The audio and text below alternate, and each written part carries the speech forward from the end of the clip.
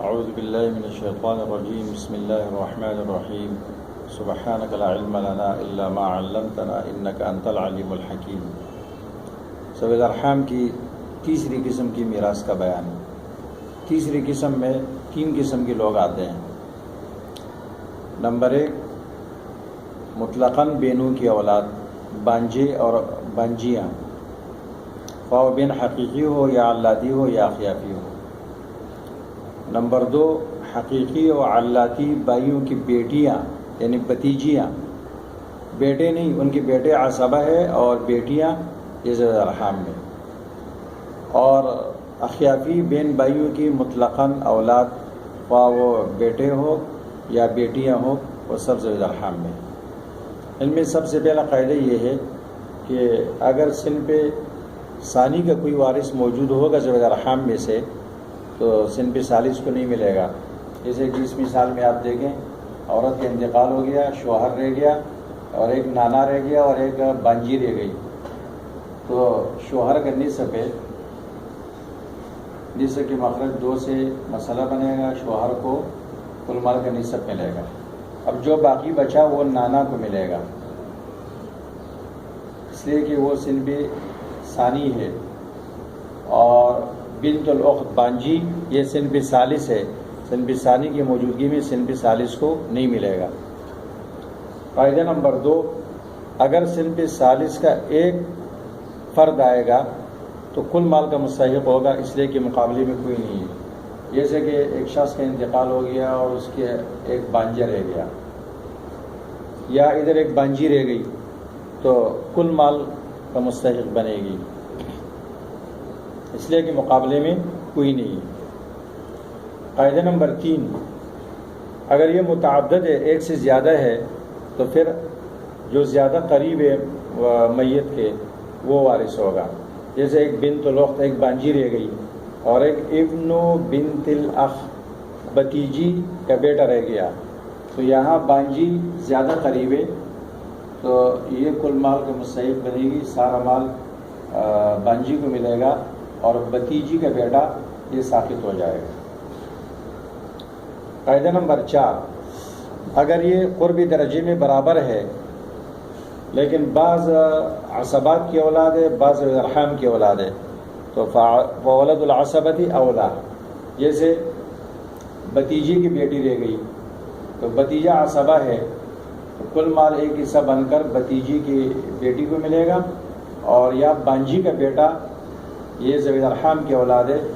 یہ ساقط ہو جائے گا، کیونکہ بانجی ذی رحم ہے اور بھتیجا عصبہ ہے، تو عصبہ کی اولاد جو ذوی الارحام میں آتے ہیں، عصبہ کی اولاد اصل عصبہ ہے اور اس کے فرع ذی رحم ہے، تو یہ مستحق بنے گی، اور اس کی اصل وہ ذی رحم ہے، تو یہ ساقط ہو جائے گا۔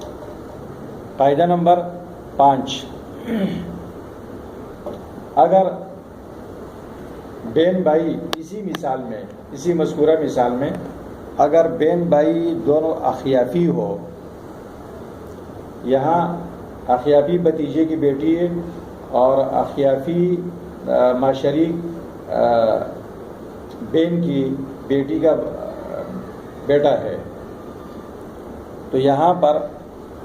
امام ابو یوسف فرماتے ہیں مال للذکر مثل حظ الانثیین تقسیم کیا جائے گا، 2 حصے ملیں گے بیٹے کو اور 1 حصہ ملے گا بیٹی کو۔ امام محمد رحمہ اللہ فرماتے ہیں کہ نہیں، جو برابری کا اصول ان کے اصل کے اندر ہے، یعنی اخیافی بین بھائیوں پر مال برابر تقسیم کیا جاتا ہے۔ قرآن کریم فرماتے ہیں فَإِنْ كَانُوا أَكْثَرَ مِنْ ذَلِكَ فَهُمْ شُرَكَاءُ فِي الثُّلُثِ، اور فرائض کی کتابوں میں سراجی میں لکھا ہے کہ ذکورہم واناثہم فی القسمۃ والاستحقاق سواء، ان کی نارینہ اور زنانہ، مرد اور عورت وہ استحقاق میں برابر ہے، جتنے حصہ مرد کو ملے گا اتنا عورت کو ملے گا، تو ان کے اولاد میں بھی یہ اصول چلے گا۔ لہٰذا اس مسئلے میں کل مال کی 2 حصے بنیں گے، 1 حصہ اخیافی بھتیجے کی بیٹی کو ملے گا اور 1 حصہ اخیافی بانجی کے بیٹے کو ملے گا، یہاں پر یہ لڑکا نہیں گرے گا۔ قاعدہ نمبر 6 اگر یہ قرب درجے میں برابر ہو اور ان میں کوئی اولاد عصبہ نہ ہو یا سارے اولاد العصبات ہو یا سارے اولاد ذوی الارحام ہو، تو اس صورت میں امام محمد رحمہ اللہ فرماتے ہیں کہ پہلے مال اصول بھی تقسیم کیا جائے گا، بین بھائیوں پر تقسیم کیا جائے گا، اور اگر کسی اصل کی فرع میں تعدد ہے تو فرع کے عدد کا بھی اعتبار کیا جائے گا۔ جیسے کہ اس مثال میں مختلف بین بھائی ہے، حقیقی بھائی ہے اس کی ایک بیٹی رہ گئی، حقیقی بہن ہے اس کا ایک بیٹا ایک بیٹی رہ گئی، اللتی بھائی ہے اس کی ایک بیٹی رہ گئی، اللتی بہن ہے اس کا ایک بیٹا اور ایک بیٹی رہ گئی، اسی طرح اخیافی بھائی ہے اس کی ایک بیٹی رہ گئی، اور اخیافی بہن ہے اس کا ایک بیٹا اور ایک بیٹی رہ گئی۔ گویا 3 قسم کے بھائی ہیں اور 3 قسم کے بیٹے ہیں، 3 قسم کی بہنیں ہیں، تو بہنوں کے بیٹا اور بیٹی رہ گئی اور بھائیوں کی ایک ایک بیٹی رہ گئی۔ تو یہاں پر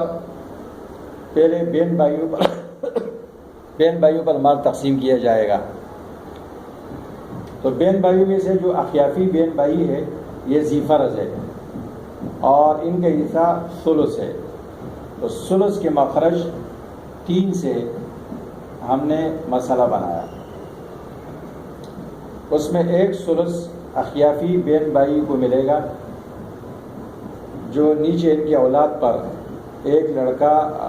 اور 2 لڑکیوں پر 3 حصے بنا کر تقسیم کیا جائے گا، 1 3 پہ برابر تقسیم نہیں ہوتا ہے۔ 2 ثلث رہ گئے، 2 ثلث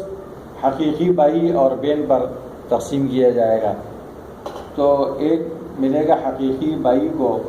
اور ایک ملے گا حقیقی بہن کو۔ حقیقی بہن کو ایک اس لیے ملے گا کہ یہاں پر حقیقی بہن فرع میں تعدد ہونے کی وجہ سے یہ بھائی کے برابر ہو گئی،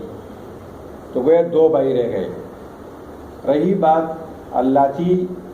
بہن بھائی، تو یہ حقیقی بہن بھائی کی وجہ سے یہ خود ساقط ہے، تو ان کی اولاد بھی ساقط ہو گئی، ان کا تو قصہ ہی ختم ہو گیا۔ اب حقیقی بھائی کو جو ایک ملا ہے اس کی بیٹیوں کو مل سکتا ہے، لیکن جو بہن کو ملا ہے نیچے اس کا ایک لڑکا ہے ایک لڑکی ہے، ان کی روس اعتباری 3 ہے، 1 3 پہ برابر تقسیم نہیں ہوتا ہے، اس طرح یہاں بھی 1 3 پہ برابر تقسیم نہیں ہوتا ہے، تو 2 طائفوں پر کسر ہے اور روس میں نسبت دے گی ہم نے بین الروس و روس، تو وہ 3 ہے، تو احد المتماثلین 3 کو لے کر اس کو مضروب بنا کر ہم نے 3 میں ضرب دیا، تو 3 تیا 9 ہو گیا۔ اب 9 سے مسئلے کی تصحیح ہو گئی، ان کو 1 ملا تھا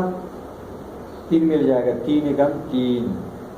تو یہاں وہ ان کے اولاد پر 3 برابر تقسیم کیا جائے۔ ذکورہم و اناثہم فی القسمۃ والاستحقاق سواء، اس بھائی کو 1 ملا تھا، اس کو 3 مل جائے گا، 3 × 3، اب 3 اس کی بیٹی کو مل گیا۔ اس بہن کو بھی 1 ملا تھا کیونکہ فرع میں تعدد ہے، بھائی کے برابر ہے، اس کو بھی 3 مل گیا۔ اب 3 ان کے اولاد پر للذکر مثل حظ الانثیین تقسیم کیا گیا، 2 مل گئے اس کے بیٹے کو اور 1 مل گیا اس کی بیٹی کو۔ قاعدہ نمبر 7، اگر کوئی شخص مر جائے اور 3 مختلف بھتیجوں کی بیٹیاں وہ چھوڑ دے، حقیقی بھائی کا بیٹا اس کی بیٹی، اللاتی بھتیجے کی بیٹی، اخیافی بھتیجے کی بیٹی، تو یہاں سارا مال ایک حصہ بن کر یہ حقیقی بھتیجی کی بیٹی کو ملے گا، کیونکہ یہ ولد العصبہ ہے، یہ اقرب ہے اور یہ ولد العصبہ بھی ہے، اس کی قرابت قوی ہے، عصبہ کی اولاد تو یہ بھی ہے، تو سارا مال اس کو ملے گا قوت قرابت ہونے کی وجہ سے اور ولد عصبہ ہونے کی وجہ سے۔ تو اللاتی بھتیجے کی بیٹی بھی گر جائے گی، اخیافی بھتیجے کی بیٹی بھی گر جائے گی، کہتے ہیں لأنہا ولد العصبہ،